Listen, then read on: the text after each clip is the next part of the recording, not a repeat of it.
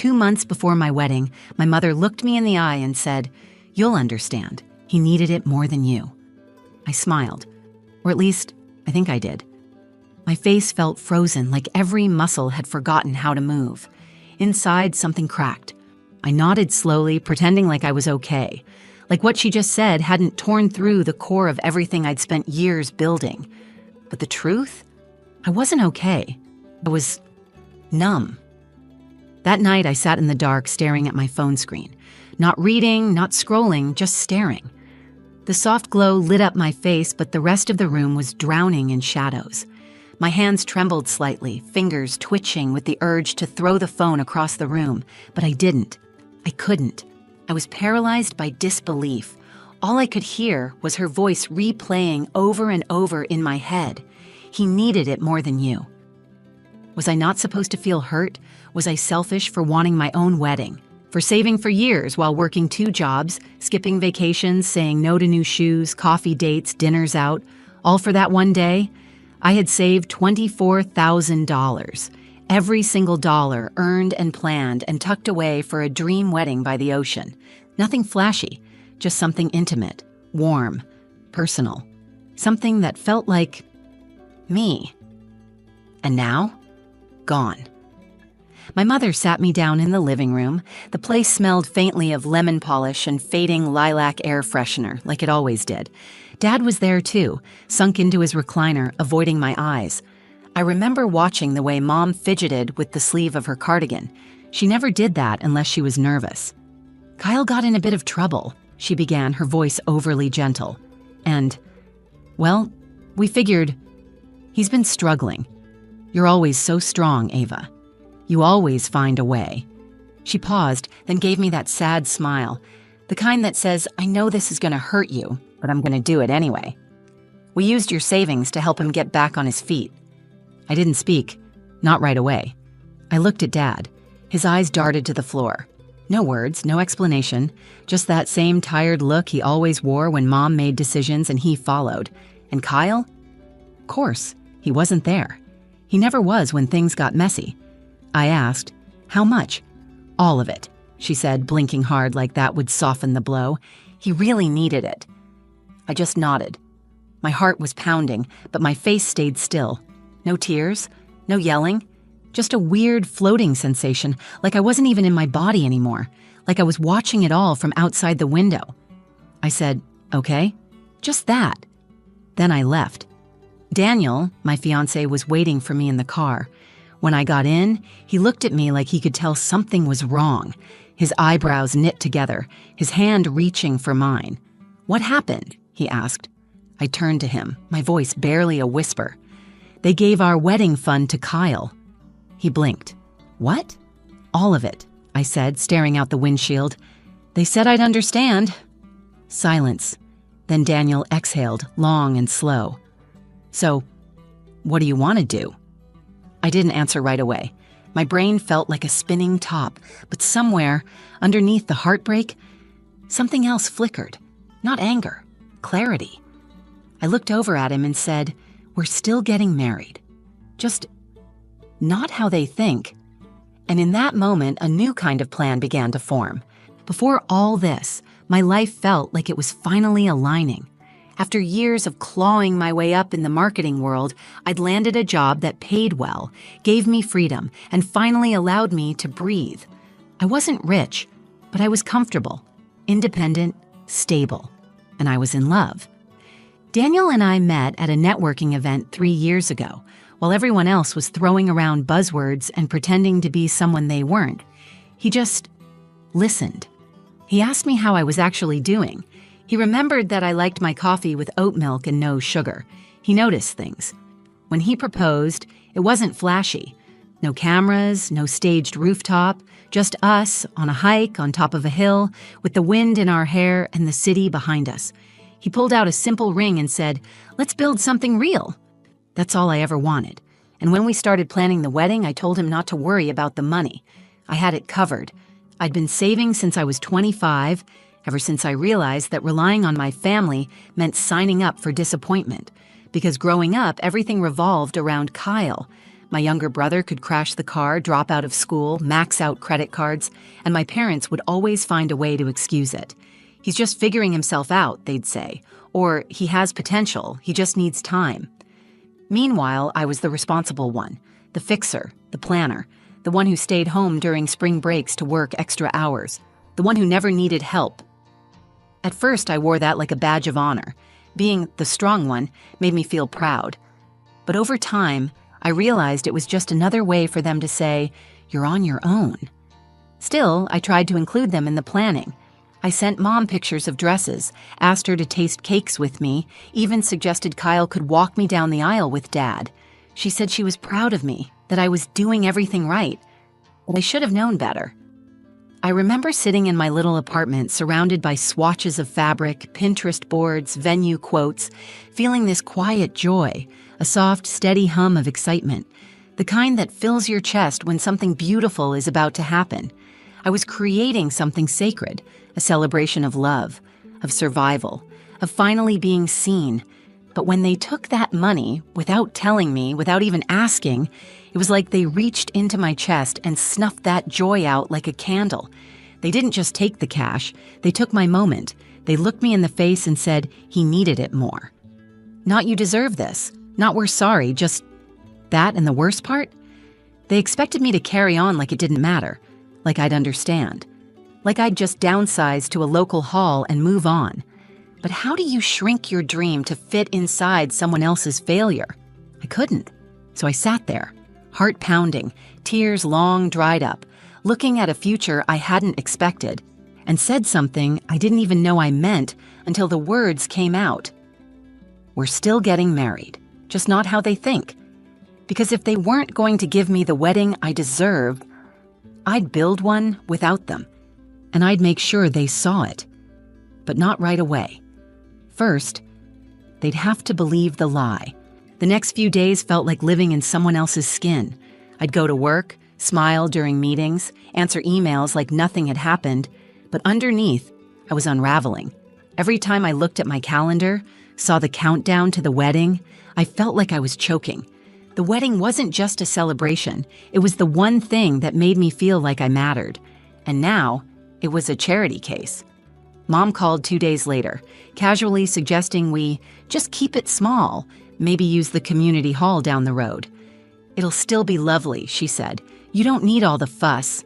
I wanted to scream, not because I needed a lavish wedding, but because she had stolen my choice and was now rewriting the story like she was doing me a favor.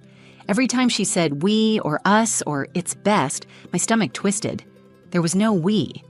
There was her decision and me expected to smile through it. I started avoiding her calls. Then Kyle texted me, "Thanks for understanding. I'll pay you back one day." A single line, no apology, no remorse. I stared at the screen, my fingers hovering over the keyboard. I wanted to write back something sharp, something to make him feel the weight of what he'd taken. But I didn't, because Kyle never got it. He never had to. Mom always shielded him from consequences. And now, she expected me to do the same. I told Daniel everything, every word, every tone shift, every unspoken expectation. He listened, jaw clenched, his thumb tracing circles into my palm like he was trying to rub the tension away. "We'll figure it out," he said softly. "Whatever you want to do, we'll make it work." And that's when the idea first cracked open. A flicker. What if we played along? What if I gave them exactly what they thought they wanted? A small hall wedding, a modest setup, just a little event that didn't need all the fuss. But then, surprise, what if, on the day, I turned the tables, not to punish them, but to remind myself, and them, who I really was? I pitched the idea to Daniel the next night. A 2-part plan. Send out 2 separate invites, one for the public wedding, a generic town hall location, something forgettable. Then, behind the scenes, plan our real wedding on an island, a place I had always dreamed about but never thought I'd actually see. We'd fly in our closest friends and the people who had actually supported us, and we'd give my parents exactly what they gave me: confusion, disorientation, and finally, a moment that would make them question everything. Daniel was quiet for a second. Then he looked at me and said, Let's do it. So we started planning 2 weddings. By day, I was emailing local caterers, fake booking decorators, even walking through venues I had no intention of using. I let Mom feel involved. I let her believe the narrative she created. But by night, I was speaking with a travel agent, coordinating with a planner in the Caribbean, picking dresses that would blow her mind. It was exhausting, living a double life. But for the first time in weeks, I felt powerful again. I wasn't just reacting, I was taking back control. They thought they stole my moment. They had no idea what was coming. The first time I saw the island, I cried, not out of sadness, not even joy. Just this strange, overwhelming sense of release, like I was finally breathing after holding my breath for years. It wasn't huge, nothing over the top, just a quiet, private place with turquoise water, palm trees swaying like they were whispering secrets, and a small white archway where we'd say our vows. I didn't want glam. I wanted peace. I wanted beauty, and I wanted it to be mine. As Daniel and I walked the shoreline, hand in hand, waves brushing over our ankles, he smiled and said, "This feels like you." That meant everything. We booked it immediately, 3 weeks out. The plan was set in motion. We would send the official invites to my parents, a few distant relatives, and old family friends for a wedding in a small hall just outside town. Something forgettable, low-key, exactly what my mom had suggested. And we made it look real. The website, the printed invites, even a fake RSVP list. I used a burner email to contact vendors and got quotes just in case my mom snooped. She loved it. "This is so tasteful," she said. "I'm proud of you for being practical." I wanted to laugh, or scream, or both. Meanwhile, our real guest list, those who had been in our corner, who had cheered for us when no one else did, received something very different. A gold-trimmed envelope, hand-delivered with coordinates and a plane ticket. Inside, it said, "Packlight, you're going to paradise. This is the real wedding." People were confused at first. I expected that. But one by one, the calls started rolling in. My best friend Taylor cried on FaceTime. "You're actually doing this?" she asked. "Yeah," I said. "I'm done playing small." Daniel's parents were ecstatic. They even offered to cover part of the catering as a gift. As the days ticked by, the contrast between the 2 worlds grew sharper. In one life, I was walking through second-rate banquet halls with my mother, pretending to be excited about plastic chairs and buffet trays, smiling, nodding, holding back bile. In the other, I was choosing flower arrangements made of wild orchids and local blooms flown in fresh. I was picking sunset ceremony music, practicing vows that made me cry every time I read them out loud. Living in those 2 realities was exhausting, but it gave me a kind of secret power. I started to realize how often I'd made myself smaller for their comfort, how often I swallowed hurt to keep the peace. Not this time. 1 week before the wedding, I met Mom and Dad for coffee. I watched them sip lattes like nothing had happened, like we weren't pretending this wedding was a happy family event. Kyle didn't even show. Mom started going on about how excited she was to see me walk down the aisle. "Simple weddings are always the sweetest," she said, smiling. I stirred my drink slowly, watching the foam swirl into nothing. "Yeah," I said. "Simple, but unforgettable." And in that moment, something shifted. I wasn't hiding anymore. I was staging something. Not a show, not revenge, a revelation.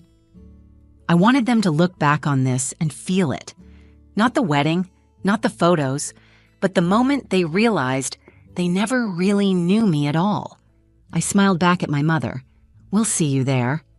The morning of the wedding, I woke up to sunlight spilling across the white curtains of the island villa. The air smelled like salt and hibiscus. Somewhere in the distance, I could hear the waves crashing gently, like they were holding their breath with me.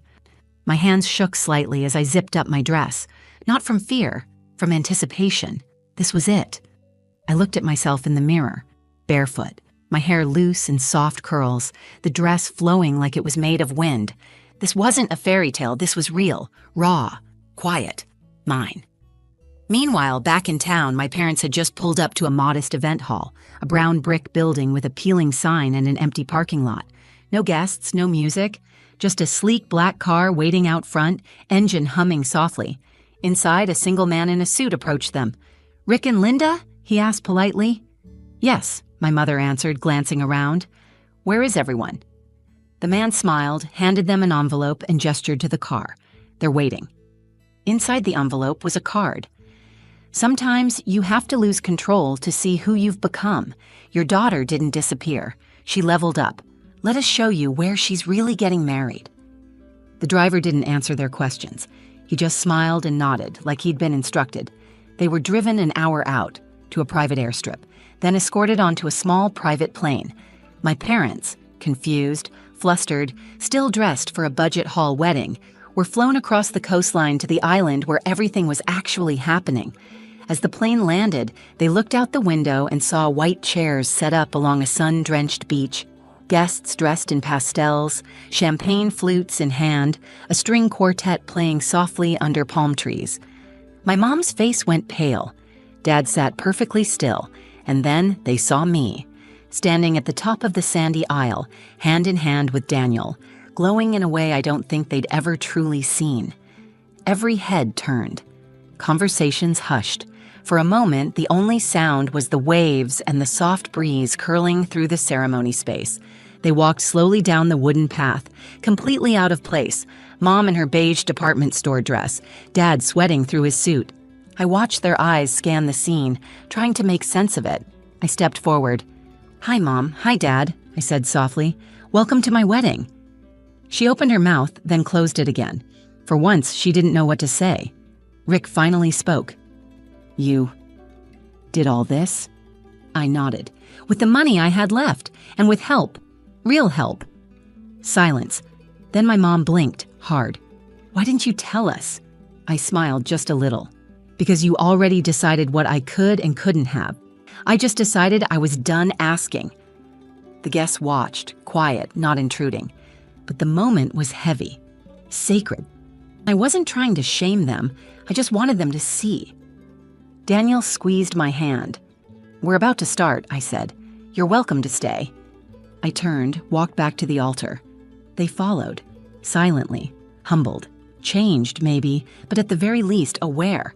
And as I looked into Daniel's eyes and began my vows, I felt it. Not revenge, not victory, freedom. This was my moment, not taken, claimed. The ceremony ended just as the sun dipped behind the ocean, painting the sky in streaks of gold and rose. As we walked back up the aisle, barefoot and beaming, the guests erupted in cheers. Laughter, hugs, music. It felt like the version of life I always wanted. One where love wasn't conditional and celebration didn't come with guilt. We danced, we cried. We toasted under string lights as waves whispered just feet away. And for the first time in my life, I didn't feel like I had to earn my joy. I was allowed to just have it. Later that night, after the cake had been cut and shoes were abandoned in the sand, my mom approached me. She looked smaller, not physically, but emotionally, like the weight of her decisions had finally settled in her bones. "I didn't know you had this in you," she said, eyes scanning the glowing island around us. I looked at her for a long second, not with anger, but with clarity. "You never looked," I said. She didn't defend herself. She didn't argue. She just nodded. And for once, that silence between us didn't feel like a wall. It felt like the beginning of something real. Dad followed behind her, quieter than usual. He simply took my hand, squeezed it, and whispered, "You did good, kid." That was all I needed. Kyle? He came too. I didn't expect him to, but he did. We hadn't spoken much since the whole thing went down. He stood awkwardly at the edge of the reception, drink in hand, watching the lights reflect off the water. He finally walked over, eyes down. "I didn't ask them to do that," he said, "but I didn't stop them either." I raised an eyebrow. "Because you thought you deserved it?" "No," he said quickly, then paused. "Because I was afraid if I didn't take it, they'd stop protecting me. And I didn't know who I was without that." That caught me off guard. For once, it felt honest. "I'm not mad at you," I told him. "I just stopped making myself smaller so you could feel big." He nodded. "I get that." He left early, quietly. But that conversation, it felt like a shift, maybe a slow one, but a start.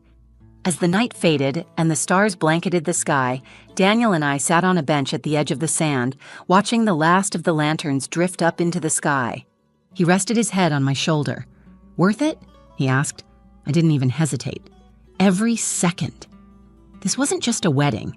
It was a reclaiming, a declaration that I was done shrinking, that I was done waiting for permission to be celebrated. My family didn't change overnight. I didn't expect them to, but they saw me. Finally, clearly, and that was enough. To anyone watching this who's ever been overlooked, underestimated, or expected to just understand, while others take what you've earned, this is for you. You don't need to yell. You don't need revenge. You just need to rise so boldly they can't help but notice the view from beneath you. Sometimes, the most powerful thing you can do is quietly build the life they told you you'd never need, and then invite them to witness it. So yeah, they took my moment. But I didn't ask for it back. I built a better one, without their permission. And if you've ever been overlooked, underestimated, or told to just understand, remember this: you don't need revenge. You need clarity and the courage to choose you.